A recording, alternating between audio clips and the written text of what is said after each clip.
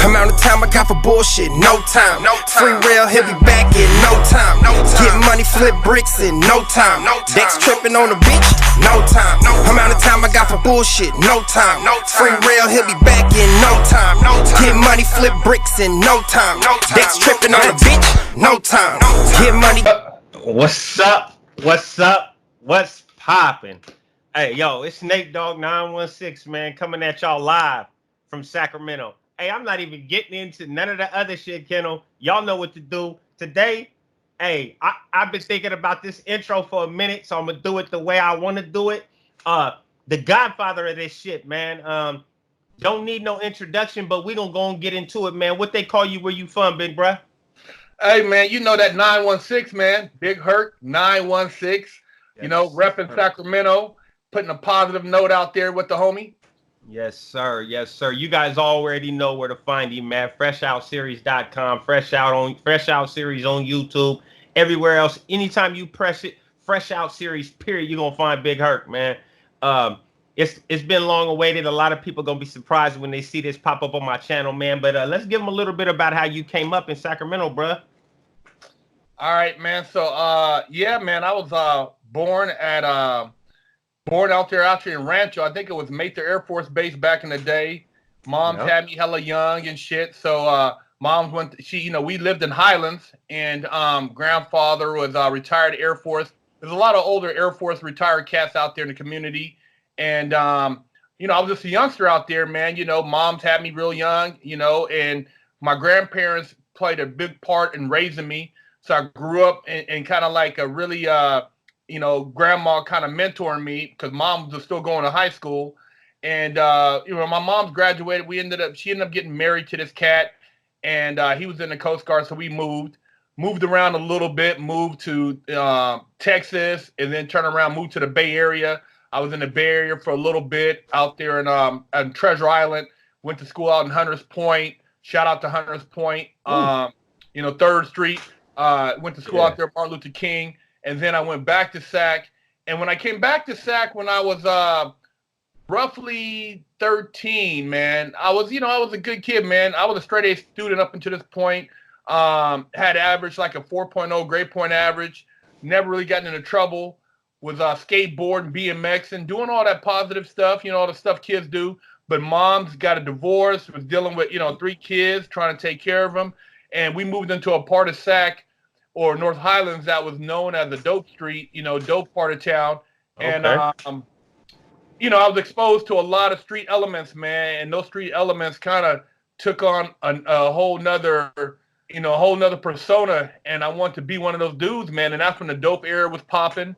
Right. And so, I'm seeing cats selling dope. I want to be a dope dealer. And even though, school was my main priority, I felt like economically I needed to step up. So 14, started selling dope, got caught up, 15, went to juvenile hall out in Rancho, Boys Ranch, got out of there. I was up in there with SIBO. This is back in like 88. Got up out of there, and then ended up moving from Sac to Huntington Beach, went to the suburbs for a little while. Graduated high school, came back to Sac, got right back into shit. Back into it. You know what I mean? Fucking shootouts at the Cinedome, fighting, downtown, just all kind of crazy stuff, man. And I mess around helping a nigga out, man, caught a home invasion, giving him a ride. Went to CYA, Preston, fire camp. Basically after that, got out of that. Wait, let me pause you right there, because a lot of people don't understand, because people just see Big Herc. They don't understand, and people don't understand that, first of all, North Highlands is a really gang-infested neighborhood in our city. It's actually, when I was in our era, we were like at odds with each other, our neighborhood. Yep. Not so much now, but back in our days, because when you said 88, I'm like, I was in the Boys Ranch right behind you. So I graduated from Boys Ranch in 1990. So yeah, I was right behind you. But people don't realize, like you said, it's like I don't know if you were actually gang affiliated, or you was just from Highlands, or if you was a Crip or not. But people don't get that all this shit. This is the trenches. This is the trenches. This ain't. It's not like you said you had the military family or the military step pops or whatever he was, and then all of a sudden you screwed up. You came up, like I said in my interview on your channel, Freshoutseries.com. Check it out, Nate Dogg's interview. But it was a natural progression. You were just going up the stages in the juvenile facility until you hit YA. And for those who don't know about YA, man, I ain't been there. I'm the first one to say I've not been to YA, but from what I've been told, YA is worse than prison in some points. Yeah, it's a lot of, you got a lot of young dudes, man, and it's just wild. You know what I mean? It ain't no grown ups, man. I mean, dudes is from 13 to 25, and most of those guys grew up in the system. And yeah, you know what? I didn't really touch on back in 88, 89, 80, like our era when, as far as your neighborhood and my neighborhood.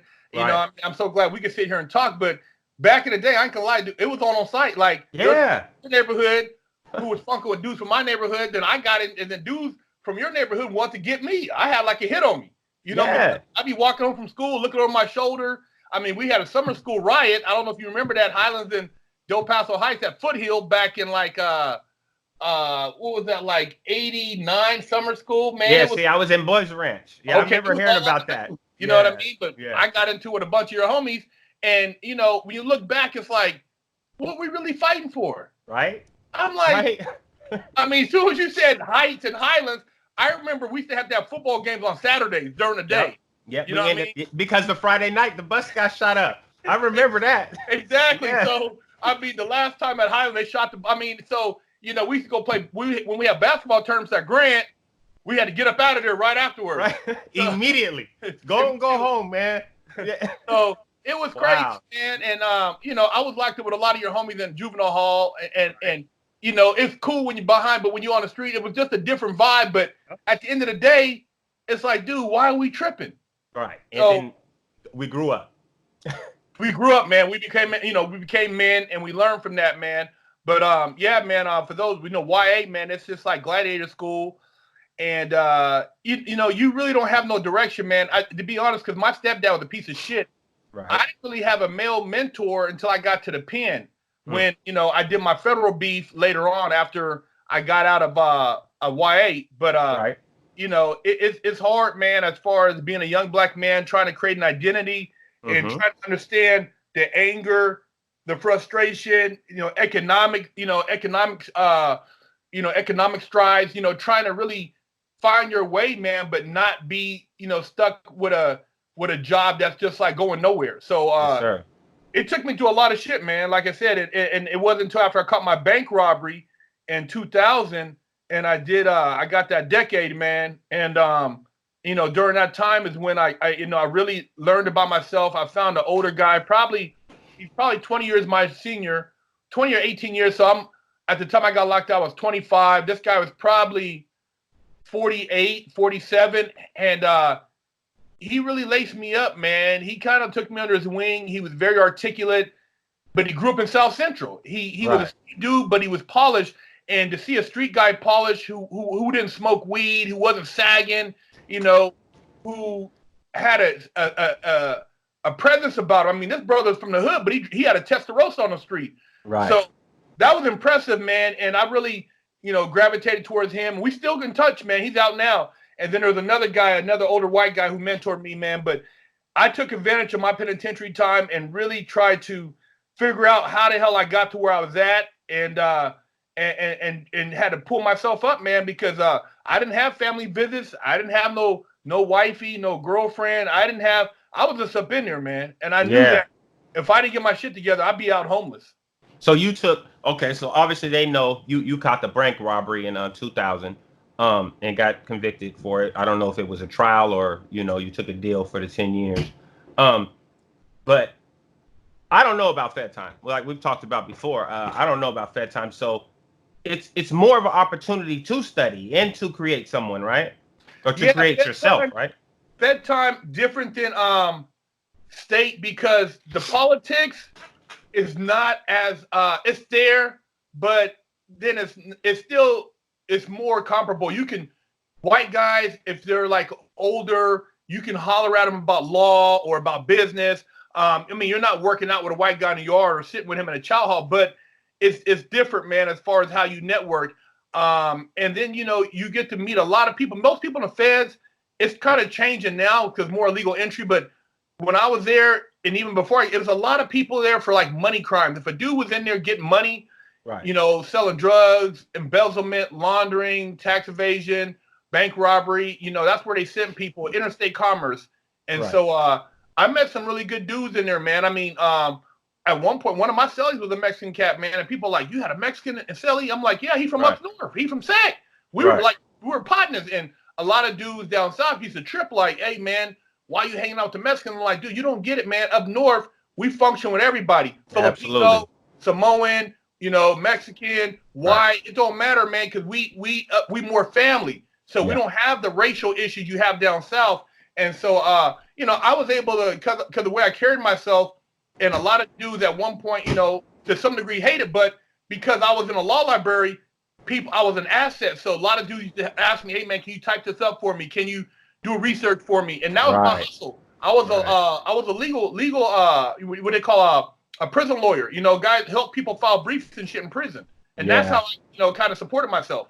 Right. And for those who don't realize, even in the state, when you got the guy that's the legal beagle in the yard, dude is pretty much exempt. Like, people know, just leave dude alone. Because, I mean, not to speak on the big Herc type, that part didn't even matter. You was the legal beagle. So people don't know, like, that's like an automatic, like the visiting room rule. Don't attack each other in the visiting room. You don't mess with the legal beagle. He working on like 10 different people cases at the same time.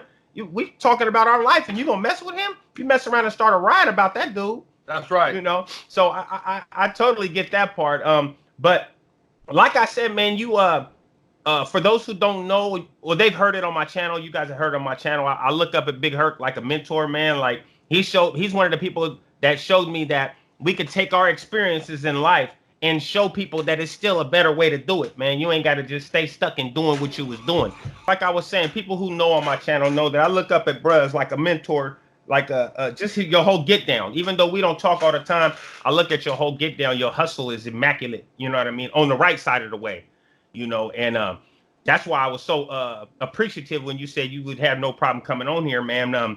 Because, I mean, let's tell them a little bit about your stages from the day you got out, what you did, how you hit the ground. Well, even before I got out, I worked a lot on just developing my thought process, man, because you and I both know that you don't wake up one day and end up in prison with the amount of time we did. You know, you build momentum. And so I built up what I recognize as karma that led to me getting all this time. So I had to try to reverse that and change my thought process. So I really started like not engaging in a lot of conversation with certain aspects of my life. I try to try to reprogram myself so I could reverse that mentality that had led to being in prison. And one of the things I came up with was Fresh Out. And, I see guys watching cops and these different shows in prison and dudes like, who like basically used to come back and forth, who had got out, came back. And I'm like, damn, man, is this these guys' life? And I'm like, you know what? I need to do a show about people getting out of prison, but I need to talk more about the changes that people who have made as far as being positive. So when I got out, I had the concept. I had a bunch of journals of notes and stuff I had wrote in prison.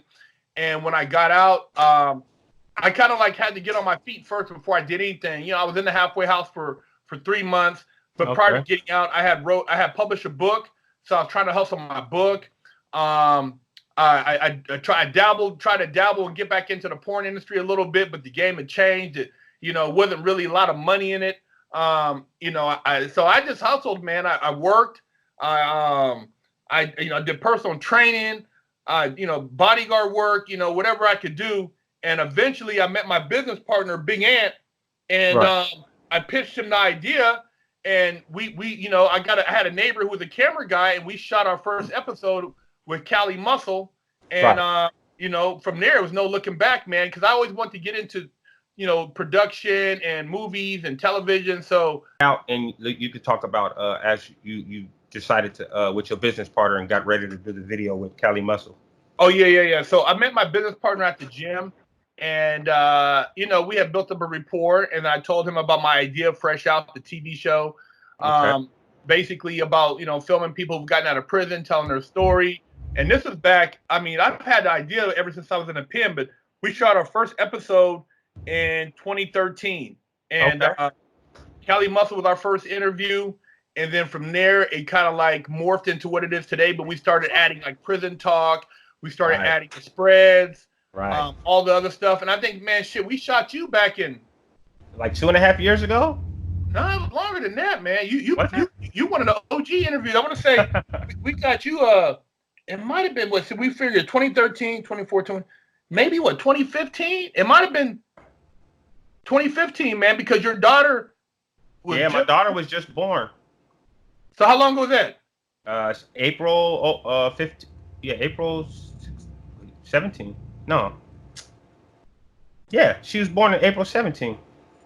18. Okay. No, 16. Yeah. So she was an infant. Remember, she was an infant. Okay, so May 2017. That's when we did our video. That's when we did the video. Yep, May 2017. Okay. I just pulled it up. Yeah. Okay. Oh yeah, that's a month. Yeah, so she was born April 2017. Yep, she was really just born. Damn. So we had just kind of started getting our groove when we put your interview on, man. And your interview took off. Millions of views. Banged. Yeah. You know what I mean? Yeah. And people, our whole thing was being authentic, not glorizing prison, but giving real game and exposing people that are like guys who are humble but have a story to tell, man. I mean, your story, man, was so intriguing and riveting and real and raw. And it wasn't like you didn't have to pretend to be some hardcore dude. And I was keistering this and keistering that and on the yard. So that people knew what you were about just by your demeanor. Yeah. And so that's our presence, man, is being you, but you ain't got to like put extras on it, man. And you did a great job, man. And a lot of people respected your interview, man. Right. I appreciate everybody that came. And like I said, that was that was the main reason I started the Nate Dogg 916 channel, was because so many people from the Fresh Out series were like, man, we like your mindset. We want to hear more from you. You know what I mean? What's popping? And that morphed into this. But like I said, I appreciate your thing. But the Fresh Out series, this led to Wig Splitter. The people using Wig Splitter out here on the streets. Cheek Buster. Cheek Buster. That's your get down. You know what I mean? But people don't even understand it. Matter of fact, while we got you on here, explain to my viewers what Cheek Buster means to Big Herc. See, when we're in the pen, and everybody like the porn books is like gold. You know what I mean? Right. Dude, those things are like dudes is like getting like the butt mans in prison, man. Those things are worth probably $500 to $1,000. Right. You can rent them out for a weekend for a book of stamps. So the magazines was big, and like we used to always be you'd be on the female guards. I mean, they call it prison hot. You know what I mean? The girls hot in prison. You wouldn't even look on the street. Yeah. But you're in prison and you like, oh man, you take her sweaty panties. You know what I mean? Easy. So me and the homie used to be like, certain guards come in female, we'd be like, oh man, I bust her cheeks, man. You know what I mean? So it was a common thing. Like you see like a teacher, you see her coming out the chow hall, you're like, damn, homie, I bust her cheeks. So it was a female thing talking about busting cheeks. A lot of people think, oh man, dude talking about some homosexual shit. It ain't got nothing to do with no homosexual play. It was all about us looking at guards, and he like, hey man, look at her. He's like a new one. He's like, would you bust her cheeks? Nigga, I'll bust her cheeks. Yeah, that's where it came from. Thank you. I appreciate you doing that, because I've had so many people, and I've seen comments on other people's things, and people say stuff, and I don't never get at nobody, but I was like, one day I'm gonna just ask Herc to do it on video, so Cass can answer the question himself. It ain't coming from me. Yeah. You know what I mean? But the Wig Splitter franchise is taking off, of course, because I seen people in Sacramento wearing the shirts. So I'm like, okay, they obviously buying the homie. And I always go up, and thank them for you. You know what I mean? Yeah. Real talk. Like, man, thanks for supporting the homie, man. Good looking out. But what's up next, man? I know you got some other stuff to do today, but what's up next for the Fresh Out series, man, or whatever for Big Herc? Well, right now we got the Wig Splitter workout challenge at wigsplitterworkout.com. That's popping off. We giving away $5,000 to the winner. We're really pushing the whole wig splitter movement, being healthy, working out, being in shape. That was a big part of being down. Yeah. I see you doing your workouts. Oh yeah. And, everybody in prison was like ready. So working out, being healthy, having a clean mindset. We're really pushing that. BigHerc916. I'm doing a lot of this motivational stuff, life coaching. Yes, sir. A lot of car stuff. Really pushing that. Yeah, I'll be on that too. Yep. Yeah, I'll be on the car movement. That's like more not prison, but more lifestyle. Yeah, absolutely. Really pushing that, and then we just trying to open up doors, man. We got a whole thing where we're posting other people's content, helping other people grow their brand. Just being a lifestyle. It's more than just prison. Yeah. It's more about just people being entrepreneurs, being business, successful, being positive role models. That's kind of like our whole direction. And out here getting it. And once again, I appreciate it. I appreciate you coming on, and I appreciate everything you're doing, because it's basically along the same lines of what I'm trying to do, is trying to show people, man, you can get it. You just got to go out there and get it, man. Yeah. Stop waiting. Don't wait for somebody to hand it to you, and be appreciated. But big thing for me is to be appreciative, as you could tell, of the people that gave you a hand up, man. Instead of being like crabs in a barrel and pushing each other down, pull each other up, man. If it wasn't for you bringing me on your channel, nobody'd know who I was. I'd still just be a truck driver driving around to California, making whatever I'm making at that. You know what I mean? So I salute you. Thank you for coming on, man. I know this is a short interview, but y'all gonna love it. I'm gonna go ahead and hit you. You want to send any shout outs real quick? Shout out to Big Ant, everybody who helped me put together Fresh Out. Shout out to all your fans out there, those who have supported you and made your interview one of the hottest interviews on our channel. Shout out to the wifey, everybody who supported Fresh Out, man. All the people who put in. Shout out to Skater for introducing us. Yes, and the homie Dirt. I'll be out there next time I come through there. Hopefully we can link up. I know usually you're working, or I try to catch you, but we're gonna get another one in person. Oh yeah. Man. Do a follow up. Shout out to Dex. Oh yeah. Yes sir. Yes sir. Hey man, shout out to everybody from Del Paso Heights, North Highlands, Sacramento, and it's bigger than this other stuff on the street, man. You guys got to wake up, man. Yes sir. Thank you again, once again, everybody on the channel, man. Thanks for tuning in live from Sacramento, man. Stay loyal. No time. Get money, get dollars, bruh. Scrooge McDuck. Bang, don't misuse your luck. Fuck the income, I do it for the outcome. I'm in it for the long run.